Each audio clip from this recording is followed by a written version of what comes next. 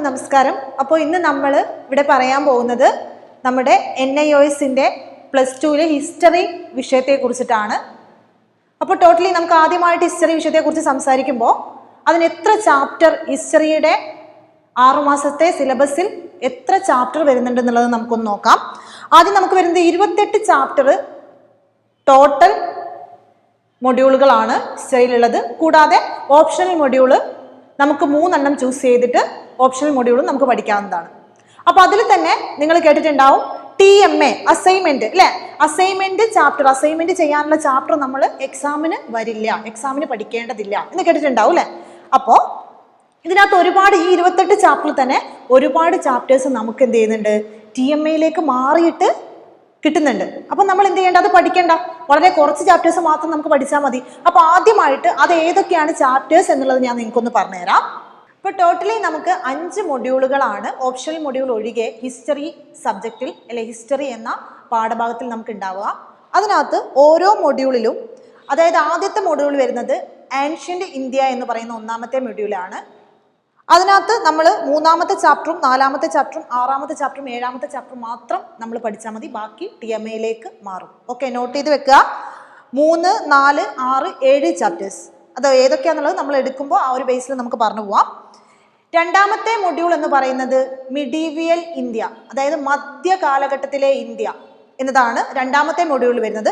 അതിനകത്ത് തന്നെ നമ്മൾ ഇതേ പറഞ്ഞതുപോലെ വളരെ കുറച്ച് ചാപ്റ്റർ പഠിച്ചാൽ മതി. 9, 10, 12, 14 തുടങ്ങിയിട്ടുള്ള ചാപ്റ്റർ മാത്രമേ നമ്മൾ സെക്കൻഡ് മൊഡ്യൂളിൽ നമ്മൾ പഠിക്കേണ്ടതുള്ളൂ. അതേപോലെ 3ാമത്തെ മൊഡ്യൂൾ മോഡേൺ ഇന്ത്യ, ആധുനിക ഇന്ത്യ എങ്ങനെയാണ് എന്ന് പറയുന്ന ചാപ്റ്ററിൽ നമ്മൾ വളരെ കുറച്ച് ചാപ്റ്റേഴ്സ് മാത്രമേ പഠിക്കേണ്ടുള്ളൂ. അതിൽ 16ഉം 18ഉം ചാപ്റ്റേഴ്സ് മാത്രം നമ്മൾ എന്ത് ചെയ്താൽ മതി, നമ്മൾ കവർ ചെയ്താൽ മതി. അതേപോലെ നെക്സ്റ്റ് വരുന്നത് 4ാമത്തെ മൊഡ്യൂളാണ്, അതായത് Indian national movement and contemporary India എന്ന് പറയുന്ന മൊഡ്യൂളാണ്. അതിനകത്ത് തന്നെ നമ്മൾ 2 മൊഡ്യൂൾ, 20ാമത്തെ ചാപ്റ്ററും 21ാമത്തെ ചാപ്റ്ററും മാത്രം കവർ ചെയ്താൽ മതി. അതുകൂടാതെ നെക്സ്റ്റ് വരുന്നത് മൊഡ്യൂൾ 5. മൊഡ്യൂൾ 5 വരുന്നത് നമ്മുടെ 20th സെഞ്ചുറി ഇന്ത്യ ആണ്, 20ാം നൂറ്റാണ്ടിലെ ഇന്ത്യ എങ്ങനെയാണെന്നാണ് നമ്മുടെ മൊഡ്യൂള് 5th വരുന്നത്. അതിനകത്ത് തന്നെ നമ്മൾ 23ാമത്തെ ചാപ്റ്ററും 24ാമത്തെ ചാപ്റ്ററും 25ാമത്തെ ചാപ്റ്ററും 28ാമത്തെ ചാപ്റ്ററും മാത്രം കവർ ചെയ്താൽ മതി. പിന്നീടുള്ള മൊഡ്യൂൾ എന്ന് പറയുന്നത് നമ്മൾ നേരത്തെ പറഞ്ഞതുപോലെ ഓപ്ഷണൽ മൊഡ്യൂളാണ്. ഓപ്ഷണൽ മൊഡ്യൂൾ എന്ന് പറഞ്ഞതിൻ്റെ അർത്ഥം അതിനകത്ത് 2 മൊഡ്യൂൾ കൊടുത്തിട്ടുണ്ടാവും. മൊഡ്യൂൾ 6A എന്നും പറഞ്ഞിട്ട് കൊടുത്തിട്ടുണ്ടാവും, മൊഡ്യൂൾ 6B എന്ന് പറഞ്ഞിട്ട് കൊടുത്തിട്ടുണ്ടാവും. ഇത് നമ്മളുടെ ഇഷ്ടാനുസരണം നമുക്ക് എന്ത് ചെയ്യാം, ഒന്നില്ലെങ്കിൽ 6ാമത്തെ മൊഡ്യൂൾ ചൂസ് ചെയ്യാം, A ഭാഗം ചൂസ് ചെയ്യാം, അല്ലെങ്കിൽ B ഭാഗം ചൂസ് ചെയ്യാം. നമ്മൾ പലപ്പോഴും ചൂസ് ചെയ്യുന്നത് A ഭാഗമാണ്, അതാണ് കൂടുതൽ സിമ്പിൾ എന്നുള്ളതാണ് നമ്മൾ അത് ചൂസ് ചെയ്യാനുള്ള ഒരു കാരണം. അപ്പോൾ നമ്മൾ ക്ലാസ് തുടങ്ങുന്നതിന് മുൻപേ നമ്മൾ ഒരു കാര്യം ആദ്യമായിട്ട് നിങ്ങൾ ശ്രദ്ധിക്കുക. എന്താണ് ചരിത്രം? നിങ്ങൾ ഒരുപാട് ക്ലാസ്സുകളിൽ വളരെ ബോറിംഗ് ആയിട്ട് ഉറക്കം തൂങ്ങി കേട്ടുകൊണ്ടിരുന്ന ഒരു സബ്ജക്റ്റ് മാത്രമാണോ ചരിത്രം? എന്താണ് ചരിത്രം? ഇപ്പം നിങ്ങൾക്ക് പറയാനുണ്ടാവും ഭൂതകാലമാണ് അല്ലെ കഴിഞ്ഞ കാലമാണ്. പക്ഷെ അത് നമ്മൾ വളരെ ഡെഫിനിഷൻ നിർവചിക്കുന്ന തരത്തിൽ നമ്മൾ പറഞ്ഞു കഴിഞ്ഞാൽ ചരിത്രം എന്ന് പറഞ്ഞു കഴിഞ്ഞാൽ കഴിഞ്ഞ കാലത്തെ മനുഷ്യന്റെ അനുഭവങ്ങളുടെയും മനുഷ്യന്റെ പുരോഗതിയുടെയും രേഖയാണ് നമ്മൾ ചരിത്രം എന്നുകൊണ്ട് വിശേഷിപ്പിക്കുന്നത്. എന്താണ്?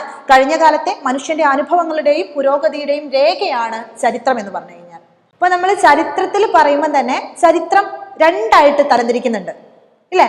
ചരിത്രം 2ആയിട്ട് തിരിക്കുന്നതെന്ന് വെച്ച് കഴിഞ്ഞാൽ ഒന്ന് പ്രീ ഹിസ്റ്ററി, 2 പ്രോട്ടോ ഹിസ്റ്ററി എന്നിങ്ങനെ 2ആയിട്ട് തരംതിരിക്കുന്നുണ്ട്. അതായത് നമ്മൾ എഴുത്ത് രീതി കണ്ടുപിടിച്ചത് ലോകം തുടങ്ങി ജനങ്ങൾ, മനുഷ്യന്റെ ഉത്ഭവം ഒരുപാടുണ്ടായി, മനുഷ്യൻ ഒരുപാട് പുരോഗതിയൊക്കെ കഴിഞ്ഞിട്ടാണ്, പുരോഗമിച്ചതിനൊക്കെ ശേഷമാണ് നമ്മൾ എന്ത് ചെയ്യുന്നത്, നമ്മുടെ എഴുത്ത് രീതി കണ്ടെത്തുന്നത്. അപ്പോൾ എഴുത്ത് രീതി കണ്ടെത്തിയതിന് ശേഷമുള്ള കാലഘട്ടത്തെ നമ്മൾ ചരിത്ര കാലഘട്ടം എന്നും, എഴുത്ത് രീതി കണ്ടെത്തുന്നതിന് മുൻപ് മനുഷ്യൻ ജീവിച്ചിട്ടുണ്ട്, എങ്ങനെയൊക്കെയോ അവർ ജീവിച്ചിട്ടുണ്ട്, അവർ അങ്ങോട്ടും ഇങ്ങോട്ടും ആശയവിനിമയം നടത്തിയിട്ടുണ്ട്. ഭാഷ എത്തുന്നതിന് മുൻപേ അവർ പലപ്പോഴും വിസിലുകളിലൂടെയും പല ആക്ഷൻസിലൂടെയും ഒക്കെ അവർ കമ്മ്യൂണിക്കേറ്റ് ചെയ്തിരിക്കാം. അപ്പൊ ആ കാലഘട്ടത്തെ നമ്മൾ പറയുന്നത് ചരിത്രാതീത കാലഘട്ടം എന്നാണ്. അപ്പോൾ നിങ്ങൾക്ക് മനസ്സിലാക്കാൻ വേണ്ടി സിമ്പിൾ എക്സാമ്പിൾ പറഞ്ഞുതരാം. അതായത് ഒരു വര വരക്കുക, അതിന്റെ ആദ്യം മുതൽ ഒരു നടുവരെ നമ്മൾ അതിന്റെ സെന്റർ പോയിന്റ് വരെ നമ്മൾ കണക്ട് ചെയ്യുക. അതാണ് നമ്മുടെ ചരിത്രാതീത കാലഘട്ടം എന്ന് പറഞ്ഞു കഴിഞ്ഞാൽ അതിനുശേഷം ഇവിടുന്ന് എഴുത്ത് രീതി കണ്ടെടുത്തതിന് ശേഷമുള്ള കാലഘട്ടത്തെ ചരിത്ര കാലഘട്ടം എന്ന് പറയുന്നു. Okay, clear? അപ്പൊ ഇതൊക്കെ നമ്മുടെ ഒന്നാമത്തെ ചാപ്റ്ററിലും രണ്ടാമത്തെ ചാപ്റ്ററിലും ഒക്കെ പറയുന്നതാണ്. അത് നമുക്ക് പഠിക്കേണ്ടതില്ല, നമ്മൾ പറഞ്ഞില്ല, അത് TMA ചാപ്റ്റർ ആണ്. അപ്പോൾ നമ്മളൊരു ബേസിക് പറഞ്ഞു. അപ്പൊ ചരിത്രം എന്താണെന്ന് പറഞ്ഞു കഴിഞ്ഞാൽ നിങ്ങൾക്ക് എല്ലാവർക്കും മനസ്സിലായി. ഇനി നമ്മൾ നെക്സ്റ്റ് നോക്കുന്നത് മൂന്നാമത്തെ ചാപ്റ്റർ ആയിട്ടുള്ള, നമ്മൾക്ക് എക്സാമിന് വരുന്ന മൂന്നാമത്തെ ചാപ്റ്റർ ആണ്. മൂന്നാമത്തെ ചാപ്റ്റർ മുതലാണ് തുടങ്ങുന്നത്. അതായത് ദ ഹാരപ്പൻ സിവിലൈസേഷൻ എന്ന് പറയുന്ന ചാപ്റ്റർ മുതലാണ് തുടങ്ങുന്നത്.